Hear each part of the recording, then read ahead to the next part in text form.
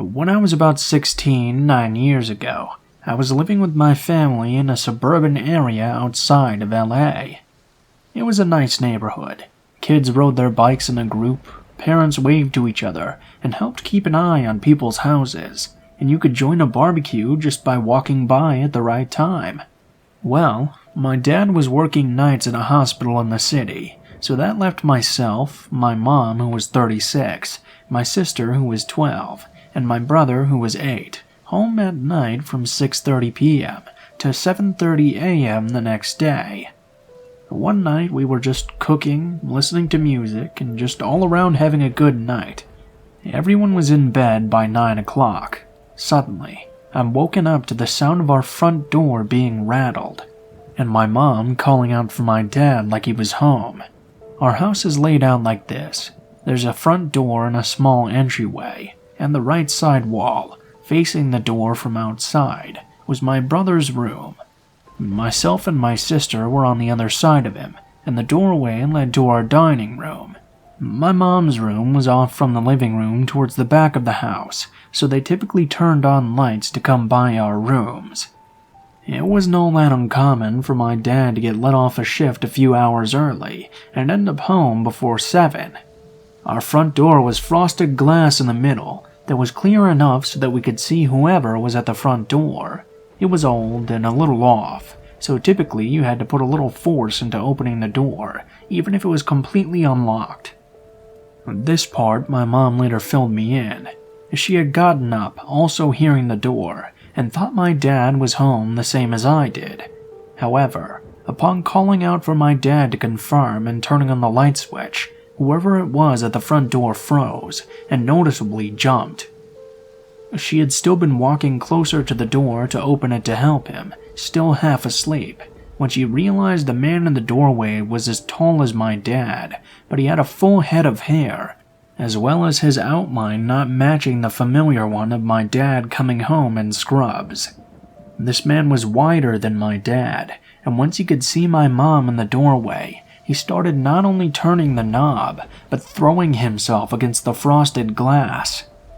I don't know what kept me from rolling over and going back to bed, but in the next few moments, I heard my mom scream.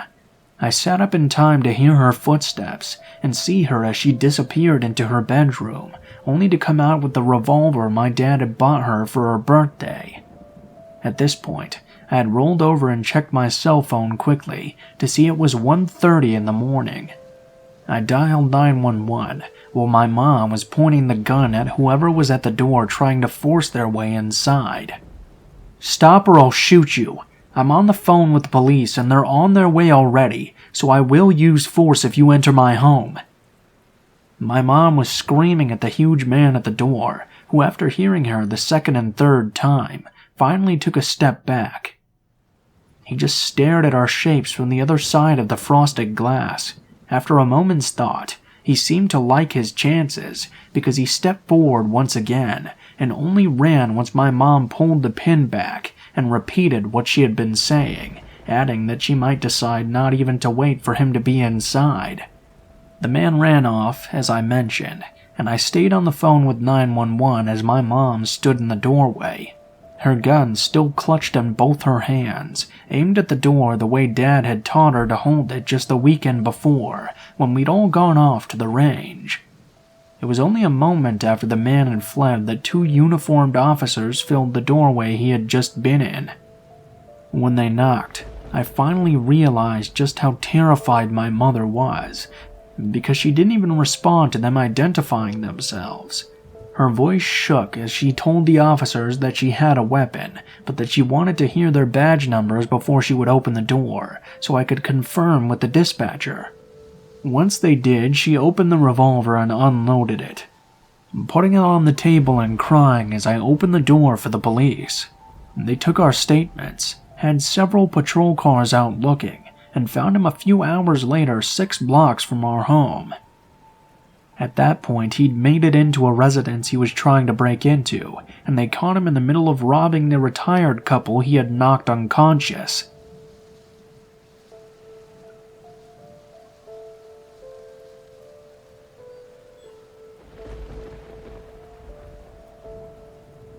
When I was in 8th through 10th grade, I was extremely involved in a small Minecraft building server.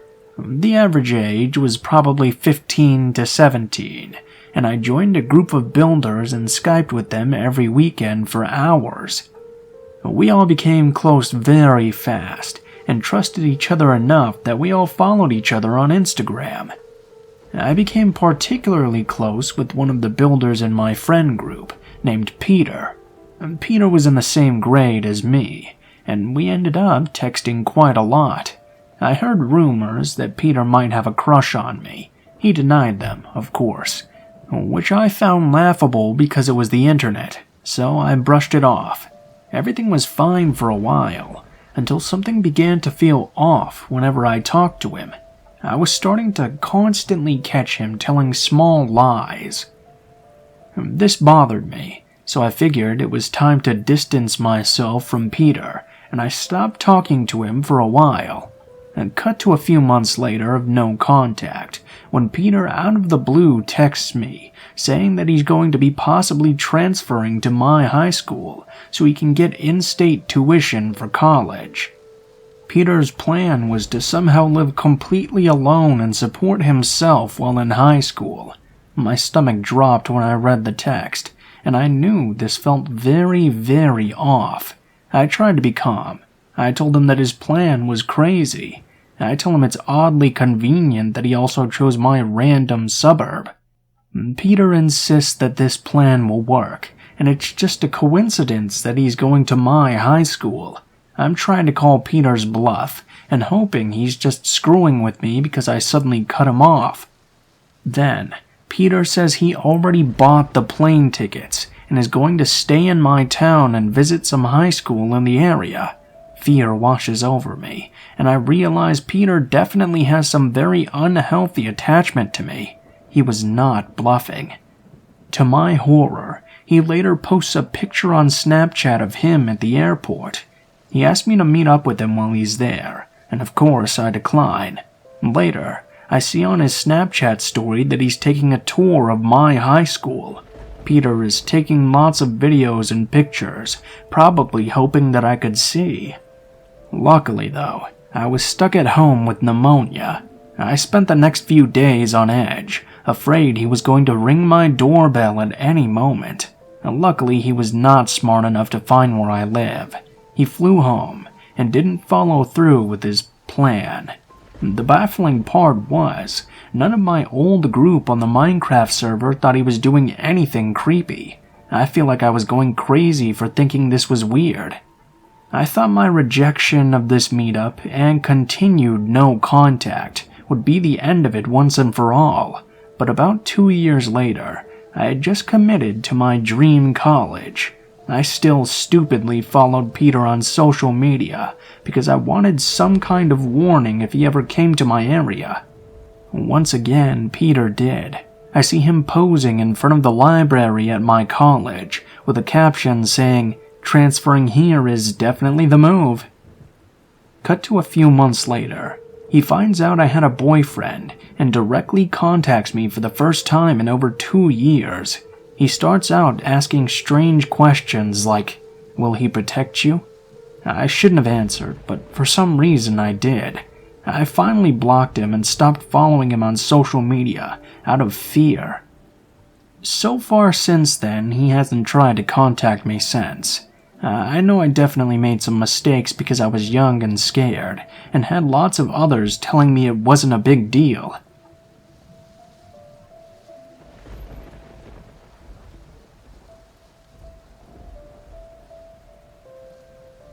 I grew up on an island in Alaska, and I lived on the same property from birth to high school graduation.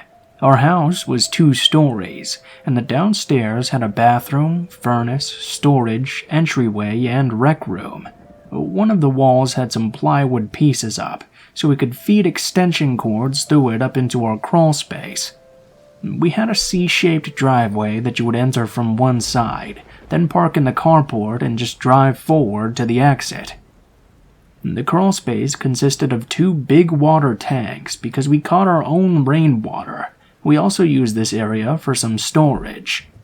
The space was 10 by 15, but only 3 feet high. You had to lift a cover up to get into the water tanks. You could only enter the crawl space from one side of the house. It was a 2x2 door that we kept a master lock on, but we never actually locked it. Our dog Brewster's area was on this side of the house as well. He had a big fenced area, his own stairway and porch which was half covered, and he had a doghouse.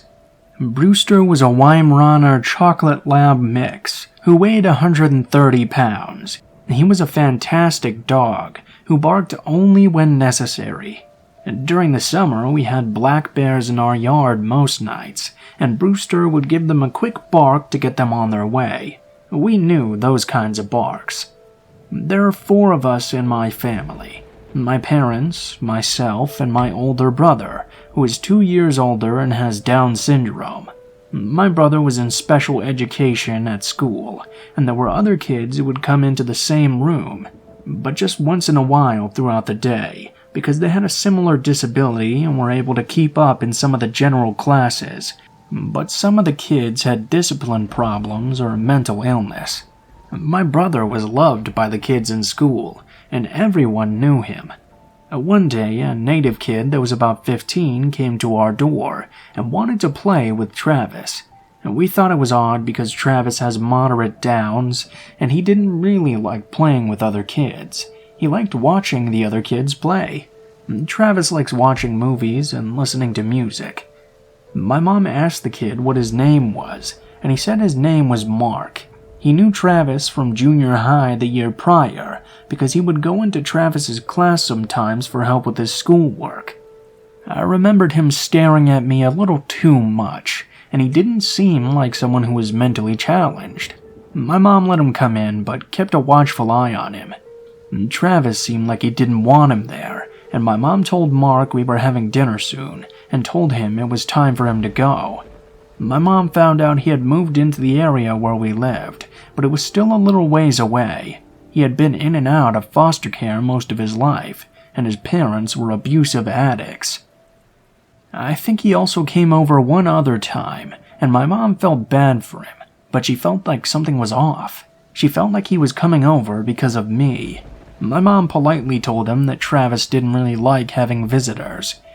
He seemed okay with that and never came over again. My parents went to a church service on Wednesday evenings and would always be gone for a couple of hours. I would stay home with Travis. At the time, I was 11 and he was 13. I started to help out in the church nursery when I was 9, and when I turned 11, my best friends and I took a babysitting course, which included CPR and first aid. We would often babysit together, and at age 12 we all started babysitting on our own. My mom was a homemaker, and was always home except for Wednesday church service. My parents didn't drink, do drugs, smoke, anything like that. Honestly, I can only remember my parents going out a few times where we needed a babysitter. I would leave the downstairs door unlocked for my parents when they were only going to be gone a couple of hours. I was expecting them home in half an hour, so I was very surprised when I suddenly heard the downstairs door open. I thought I must not have heard the car pull up, and Travis was past his bedtime, so I quietly told him to go to his bedroom and get into bed. I start walking through the kitchen to the top of the stairs, and I call out, "Mom? Dad?" I hear the footsteps stop.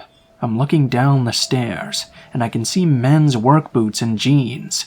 This wasn't my parents. The way the steps were set up, you could only see the bottom half of someone without descending the stairs. I was scared to death, and I ran up to Travis, who was going down the hall. I grabbed him and dragged him into my parents' bedroom, because it was the only room that locks, has a phone, and has rifles.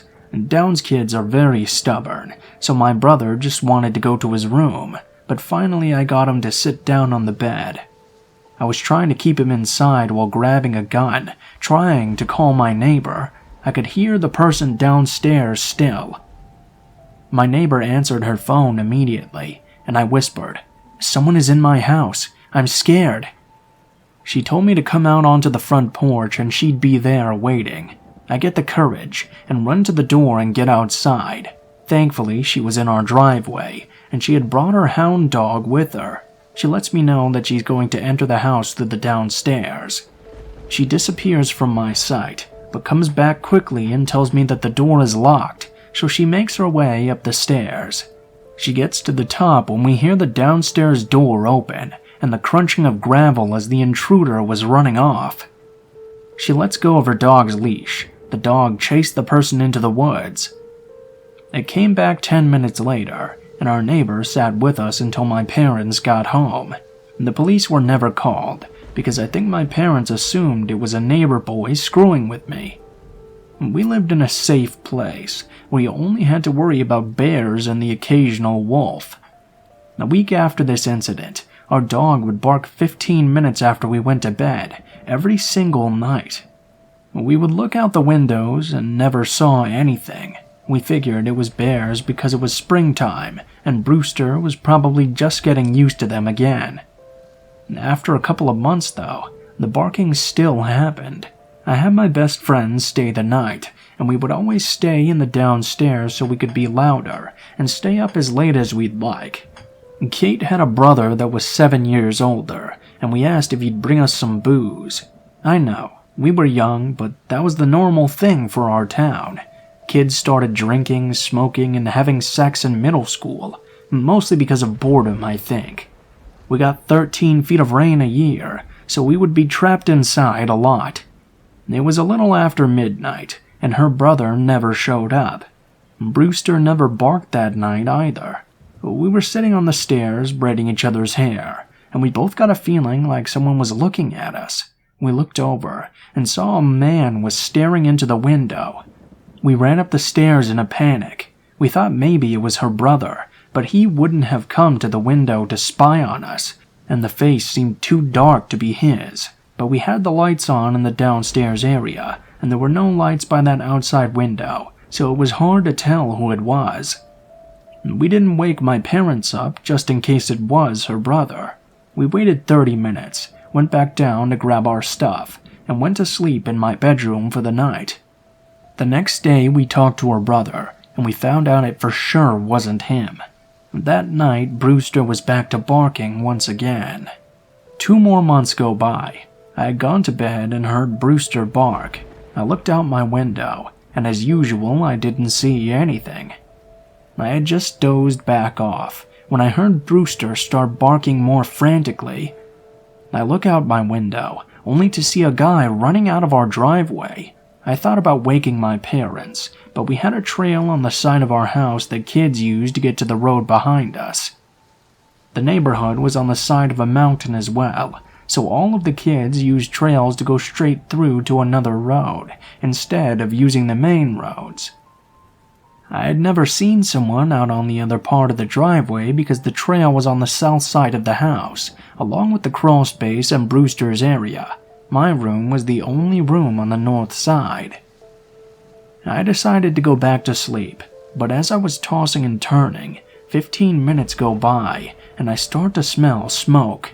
When I get to the hall, the smell is a lot stronger, and it's starting to get hazy in Travis's room, which was directly across from mine. I scream, "Fire! Fire! Everyone wake up!" My parents were up, and Travis didn't want to get out of bed, but thank God for the strength of adrenaline. We get outside, and flames are just pouring out of the crawl space. We get Brewster out of his enclosure, and the neighbors all come out to help us. The firemen got there rather quickly as well, but by the time they did, the fire had destroyed the crawl space, my parents', and Travis's bedrooms, because they were directly over it. The firemen got the fire put out quickly, thankfully, and nobody was physically hurt. This was one of the scariest nights of my life, though. I'll always remember the fire chief kneeling down to speak to me after he had talked to my parents. He said, "Melinda, we believe it was arson." I was young, so I looked at him with tears streaming down my face and said in anger, "Who is Arson?" Everyone started laughing. I was sitting there thinking, how is this funny? That damn Arson could have killed my family. So he sat there and explained to me what arson was.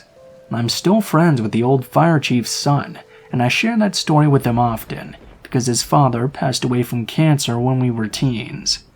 Honestly, his father is the only happy memory I have of that horrific night. The island I grew up on had a city and a village out south. We lived out south, but before the village. We had firemen for out south, north, and the city.